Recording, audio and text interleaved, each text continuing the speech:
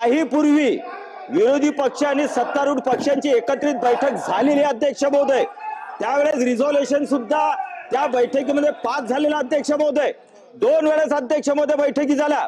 कालची बैठक अध्यक्ष महोदय हा महाराष्ट्र पाहतो अध्यक्ष महोदय, महाराष्ट्रामध्ये मराठा समाज, ओबीसी समाज हा सर्व समाज हे पाहतो अध्यक्ष महोदय।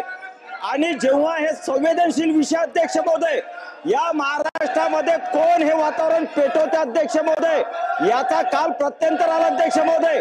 शेवटपर्यंत यांनी म्हटलं अध्यक्ष महोदय की आम्ही विरोधी पक्ष सगळ्या बैठकीला उपस्थित राहील, सगळ्यांना निमंत्रण अध्यक्ष महोदय दिलं।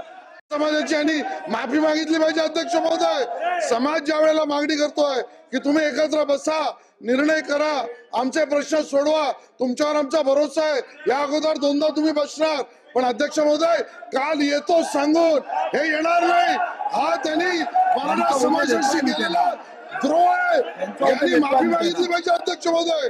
आणि म्हणून बैठकीला न येण्यामागचं कारण काय, बोलवणारा धनी कोण, आलेला मेसेज कोणाचा, येतो सांगून न येण्यामागचं कारण काय?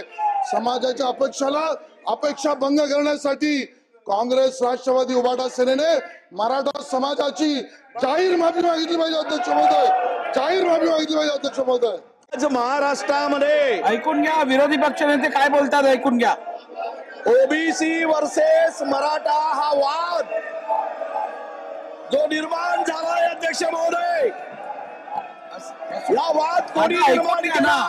अहो तुम्ही बोललात त्यांचं ऐकून घ्या। माहिती अध्यक्ष महोदय, एक मुख्यमंत्री एका बाजूच्या व्यक्ती बरोबर चर्चा करतात, एका बाजूच्या लोकांच्या बरोबर चर्चा करतात, दुसरे उपमुख्यमंत्री दुसऱ्या बाजूच्या लोकांबरोबर बसून घ्या, बसून घ्या, बसून घ्या, बसून घ्या।